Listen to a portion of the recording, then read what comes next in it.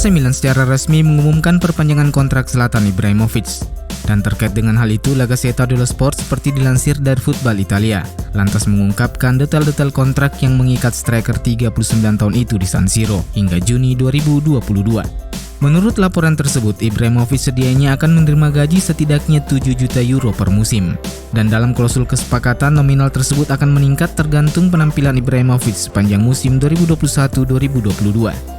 Selain itu, laporan tersebut mengungkapkan bahwa Milan juga memasukkan sebuah klausul khusus untuk melindungi mereka terkait dengan masalah yang dialami Ibrahimovic di luar lapangan.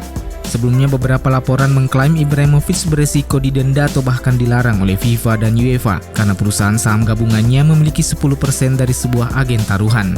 Dan terkait hal itu, klausul kesepakatan Ibrahimovic dengan Milan akan mengharuskan Ibra membayar denda kepada Milan jika penyelidikan UEFA dan FIFA membuktikan Ibrahimovic bersalah terkait kasus tersebut. Zlatan Ibrahimovic resmi memperpanjang kontraknya bersama AC Milan hingga Juni 2022. Itu berarti penyerang gaek Swedia tersebut bakal memulai lembaran baru di Liga Italia sebagai pemain aktif di usia 40 tahun.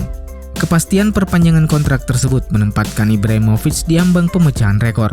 Ketika kontrak Ibra di AC Milan berakhir 30 Juni 2022 mendatang, mantan pemain Malmo itu memasuki usia 40 tahun 280 hari.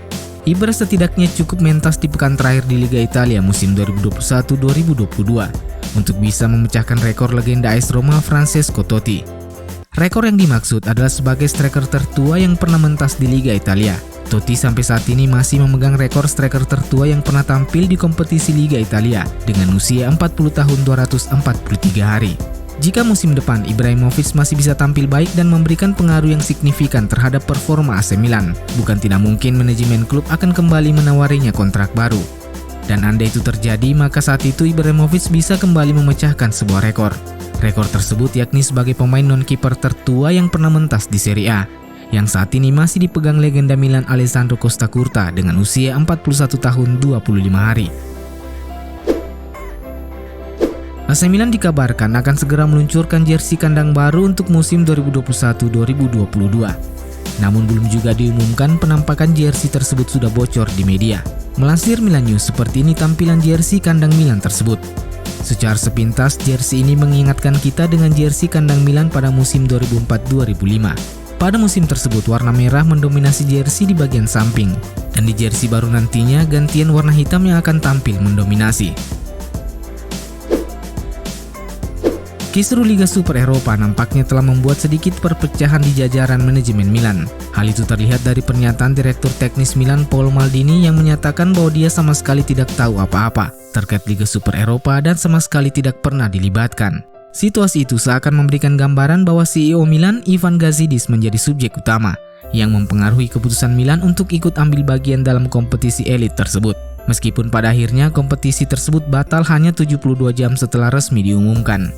Kini situasi renggang antara Maldini dan Gazidis semakin terlihat setelah laporan La Repubblica mengklaim bahwa Maldini menghentikan upaya Gazidis yang ingin menjelaskan Liga Super kepada para pemain Milan. Gazidis bermaksud ingin menjelaskan kepada pemain bagaimana proses kesepakatan itu dibuat. Namun Maldini menghentikan upaya Gazidis untuk memasuki ruang ganti pemain dan meminta Gazidis meninggalkan mereka. Maldini disebut tidak ingin para pemain dilibatkan dari masalah manajemen dan meminta Gazidis untuk tidak mencampurkan urusan olahraga dengan bisnis. Hanya tersisa 6 pertandingan lagi, perburuan untuk tempat Liga Champions di Liga Italia dipastikan akan berlangsung sengit, sebab posisi kedua dan kelima hanya terpaut 3 poin. Kekalahan Milan melawan Sassuolo tak hanya memberikan keuntungan bagi Inter, yang praktis hanya membutuhkan 8 poin saja untuk mengunci Scudetto. Tapi kekalahan itu juga membawa Milan berada pada situasi tersulit dibandingkan rival-rival mereka. Setelah giornata ke-32, Milan masih bertengger di peringkat kedua dengan 66 poin. Diikuti Atalanta dan Juventus dengan 65 poin, kemudian diikuti Napoli di peringkat kelima dengan 63 poin. Atalanta memiliki head-to-head yang lebih unggul dari Juventus sehingga mereka berada di peringkat ketiga. Lazio yang saat ini masih mengumpulkan 58 poin masih memiliki peluang memanaskan persaingan karena masih menyisakan 1 pertandingan sisa melawan Torino. Jika melihat pertandingan sisa, Milan jelas akan menghadapi ujian terberat, sebab laga berikutnya mereka akan melakoni laga tandang melawan Lazio. Setelah itu mereka akan menjamu pejuang degradasi Benevento. kemudian melawat ke Turin untuk menghadapi Juventus dan Torino. Milan akan kembali berjuang mengamankan poin melawan Cagliari di San Siro, sebelum berkunjung ke Bergamo menghadapi Atalanta di pekan terakhir. Juventus juga memiliki jadwal yang cukup berat karena mereka masih harus melakoni laga tandang ke markas Fiorentina, Udinese, Sassuolo, dan Bologna, serta menghadapi AC Milan dan Inter di laga kandang. Sementara itu, Napoli yang sudah melawan tim-tim besar bisa dibilang memiliki jadwal yang lebih diuntungkan. Dan tim asuhan Gennaro Gattuso bisa menjadikan momen tersebut untuk merangsek ke 4 besar, sembari berharap tim lain tergelincir. Bagi AC Milan, melawan tim-tim kecil di luar Atalanta, Juventus dan Lazio juga tidak bisa dianggap remeh. Contohnya Cagliari, dengan 2 kemenangan berturut-turut yang diraih Raja Nainggolan dan kawan-kawan telah membuka pertarungan sengit di zona degradasi, yang berarti setiap poin akan sangat berharga untuk menentukan masa depan mereka di akhir musim. AC Milan dikabarkan sedang mempertimbangkan kemungkinan untuk merekrut gelandang geng Christian Tursford di bursa transfer musim panas ini. Pemain 22 tahun tersebut bergabung dengan geng pada 2020 lalu untuk menggantikan Sander Berge yang hengkang ke Sheffield United. Dan sejak saat itu ia berhasil tampil mengesankan di Liga Belgia. Tursford telah tampil 24 kali di Liga Belgia sepanjang musim ini. Dan Tutto Mercato Web mengklaim bahwa Milan telah menyatakan minatnya kepada sang pemain dalam beberapa hari terakhir. Milan dikabarkan sedang mencari gelandang muda sebagai pesaing Frank Kessie dan Ismail Benacer. Dan Milan telah mengidentifikasi kemungkinan untuk merekrut Tursford yang saat ini dibanderol geng senilai 12 hingga 15 juta euro.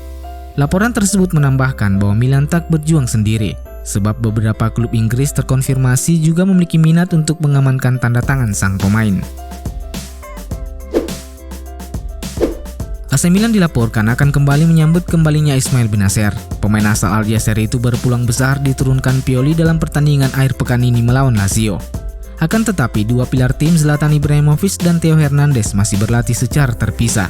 Dan oleh sebab itu kondisi keduanya cukup meragukan melawan Lazio.